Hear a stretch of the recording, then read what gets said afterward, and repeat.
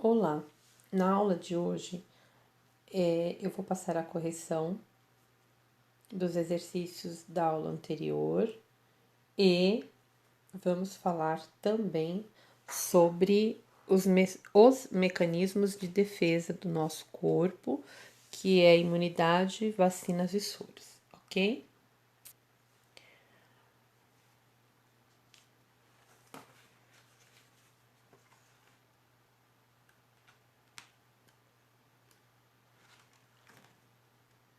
Primeira parte aqui está relacionado à imagem que tem a seguinte pergunta. A figura a seguir representa um fragmento da membrana plasmática, o que representam as indicações 1, 2 e 3. 1, dupla camada de fosfolipídios, 2, proteína integral e 3, carboidratos. O segundo exercício vem o questionamento. A figura a seguir mostra um fragmento de tecido animal. O item A.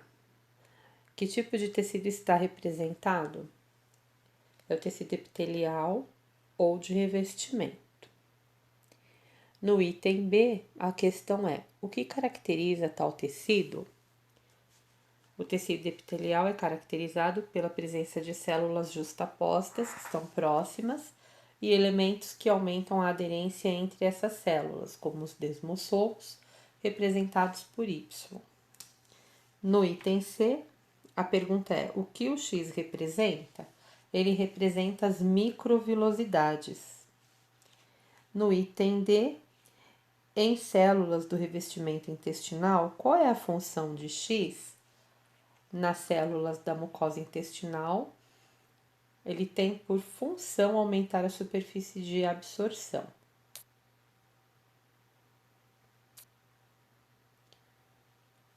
Aí, no exercício de número 2, ainda o item E. O que representa Y e qual a sua função? Y representa os desmossomos e tem como função aumentar a aderência entre as células vizinhas. A terceira questão é: faça um esquema simplificado que represente a composição química da membrana plasmática. Então, você tem aí, ok? A membrana plasmática é lipoproteica, possui dupla camada de fosfolipídios, que é em X, proteínas imersas na dupla camada em Y e proteínas periféricas em Z. E logo a seguir está a representação, certo? Próxima atividade está relacionado ao tema transporte, que é da aula 8. A primeira questão é: a figura a seguir ilustra um processo de ingestão de partículas pela célula. Como se denomina o processo? No item A, fagocitose. No B, como se denomina, no caso 1, a gente vai dar o nome de pseudópodes, que são falsos pés, porque é o que ajuda, né, na realidade, a levar o corpo todo, tá? Da ameba, como aí está sendo representado. Em C, como se denomina 2? Vesícula membranosa, que é o fagossomo, que é onde vai acontecer o quê? Né? A absorção do nutriente. A segunda questão, a figura a seguir representa um processo de ingestão celular. Tem a membrana plasmática, tem uma gotícula e tem o citoplasma. Aí a gotícula vai entrando, né? E aí ele pergunta: como se denomina o processo? É chamado de pinocitose, por ser uma partícula líquida. Em B, como se denomina vesícula membranosa ou pinossomo? A questão de número 3 é o esquema onde você tem uma vasilha com uma solução de sacarose, uma membrana semipermeável, água. E a pergunta é: o que ocorre com o nível do líquido no frasco 2 depois de um certo tempo? Ela vai aumentar. E com o nível do líquido, né, do frasco 1, vai diminuir, porque vai entrar parte no frasco 2. Como se denomina o processo? Osmose. Como se denomina a solução do frasco 2 em relação àquela do frasco 1 no início do experimento? Se ela era uma solução de sacarose, ela está mais concentrada, portanto, ela é hipertônica. O exercício de número 4. Num experimento, uma hemácia foi colocada em dois meios, 1 e 2, como na figura. No meio 1, né, ela recebeu uma quantidade grande de substância com, né, um soluto mais concentrado, chegando a ficar toda enrugadinha. E na outra, não. Ela acabou sofrendo a quebra, sofrendo a lise, né, a ruptura. Então, complete corretamente o texto. O meio 1 é hipertônico em relação à hemácia. Assim, ela perde água e se torna murcha. O meio 2 é hipotônico em relação à hemácia. Assim, ela ganha água, fica túrgida e ocorre a lise, quebra ou ruptura. Certo? Agora nós vamos falar sobre o quê? Sobre imunidade, vacinas e soros, ok? Então vamos lá. Começando falando sobre antígeno e anticorpo. Que na realidade o antígeno está também, né, relacionado à vacinação, e a vacinação uma relação direta também com o anticorpo. Então, eles são 3 termos que nós devemos conhecer para entender o processo de imunização, ou seja, aquele que vai trabalhar, né, o nosso sistema imunológico. Eles vão ajudar, na realidade, o antígeno e a vacinação, eles acabam auxiliando o nosso sistema a desenvolver anticorpos, né? Então, vamos lá. O que são antígenos? Eles podem ser definidos como substâncias capazes de se ligar a um anticorpo. Na literatura, fala-se que ainda que qualquer substância seja capaz de produzir uma resposta ao sistema imune pode ser considerado um antígeno, tá? Ela ainda apresenta algumas falhas, essa definição aí, uma vez que nem todo antígeno é capaz de ativar uma resposta imune, tá? Porque às vezes a gente não consegue aí descobrir o que tem e acaba sofrendo com. Então, na realidade, antígeno é qualquer corpo ou micro-organismo que adentra o nosso corpo e desencadeia alguma reação do nosso corpo em relação a ele. Algumas vezes, inclusive, essa reação ela é alérgica, tá? Mas é ele quem provoca o nosso sistema imunológico, fazendo com que ele trabalhe produzindo anticorpos, ok? Os antígenos são moléculas que provocam o sistema imunológico, irritando-o e obrigando a dar uma resposta. Eles irritam o nosso organismo e desencadeiam as alergias muitas vezes, tá? Porque no caso, né, eles acabam aí desencadeando isso. Se esse antígeno, tá, for um alérgeno, obrigatoriamente vai desencadear uma alergia, tá? E o que são anticorpos? Os anticorpos são glicoproteínas, ou seja, são proteínas, né, que também têm a presença de glicose, tá? E interage de maneira específica com determinado antígeno que estimulou a sua produção. Os anticorpos atingem de diferentes formas o agente que causou sua produção. Eles atuam ligando-se aos antígenos, interferindo na sua atividade normal ou marcando de modo a garantir sua destruição ou inativação. Como é que acontece? Entra um anticorpo no seu organismo. Esse anticorpo vai fazer com que sejam produzidas, substâncias próprias para destruí-lo. Caso não ocorra essa destruição quando essa substância que o seu corpo produziu se ligue ao anticorpo, ele acaba fazendo o que? Ele marca esse anticorpo, como se fosse um carimbinho, ele fica ali aderido, marcando-o para fazer com que outros, no caso, vamos colocar assim, outros anticorpos venham e acabem literalmente destruindo-os. Diferença entre antígeno e anticorpos.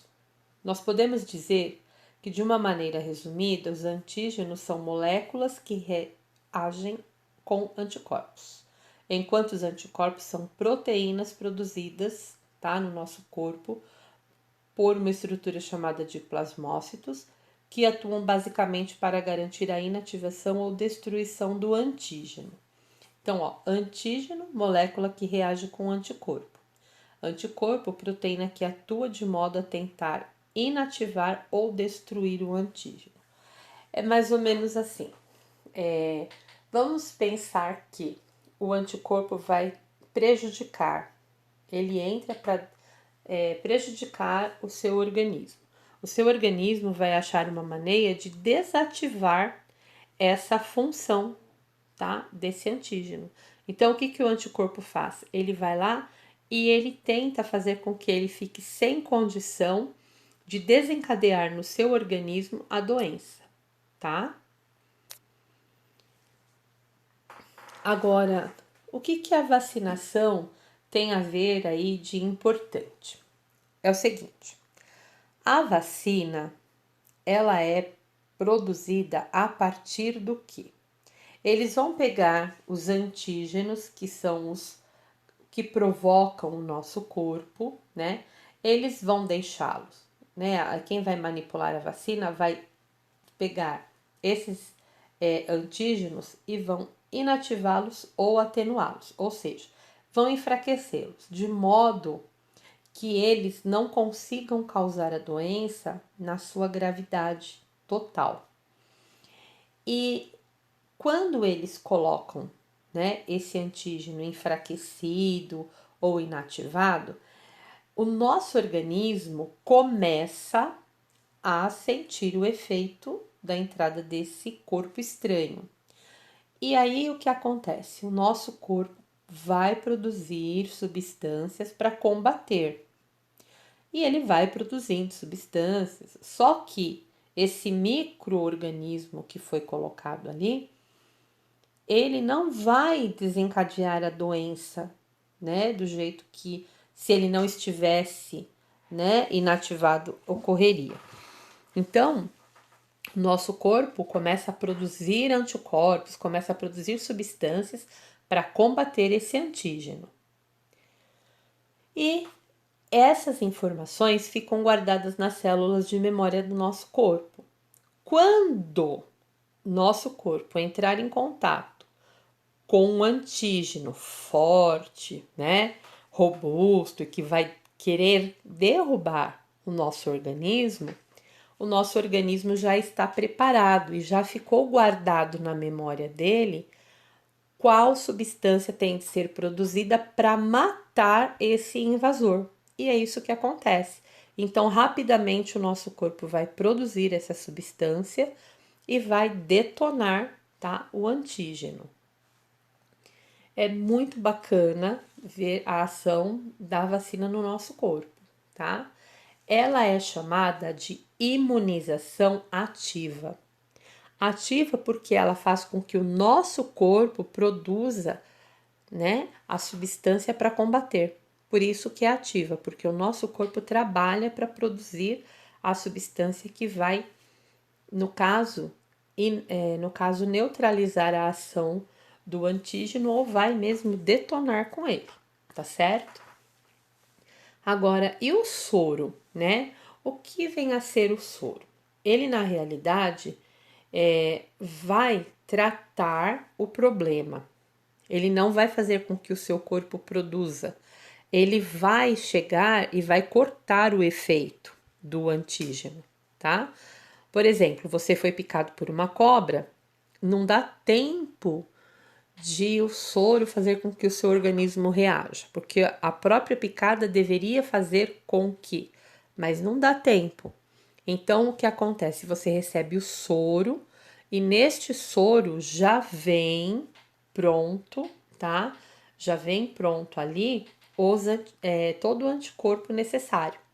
Os anticorpos que, se fizerem necessários naquele momento, já estarão no soro. Então, o seu corpo não precisa produzir. Por isso, o soro é chamado de imunização passiva.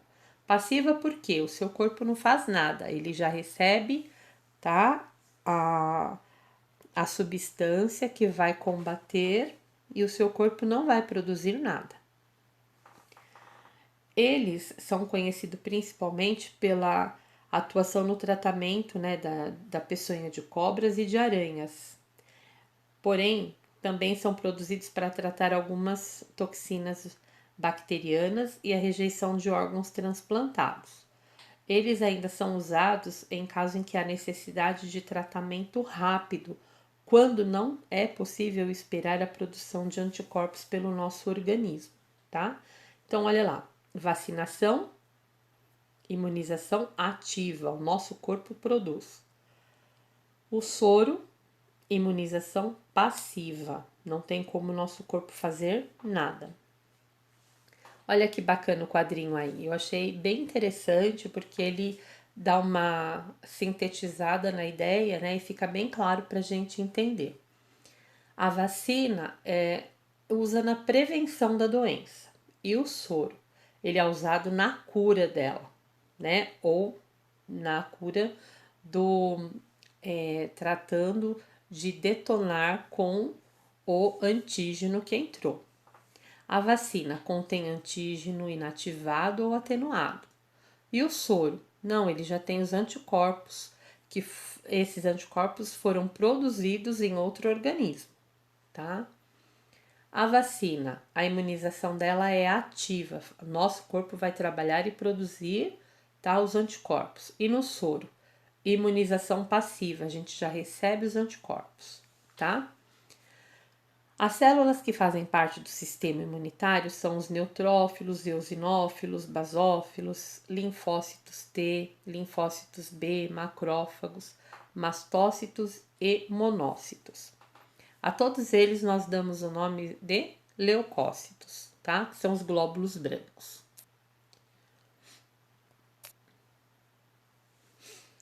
Aí nós temos, né, o que cada um, né, desses glóbulos brancos vão desempenhar no nosso corpo, tá? Não é necessário você guardar tudo isso, tá certo? Mas é uma informação bacana de se saber. Os neutrófilos, eles são importantes contra a invasão de micro-organismos e eles têm como função principal fagocitar bactérias e outros organismos que invadam aí o nosso organismo. Os eosinófilos são menos numerosos, tá?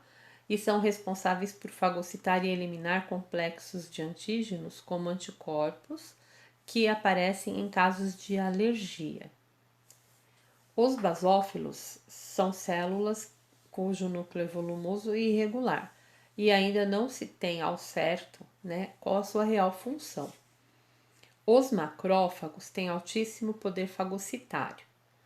Eles, na realidade, atuam fagocitando restos celulares, células mortas, proteínas estranhas, tudo que você possa imaginar que seja prejudicial, ele vai lá e tenta detonar.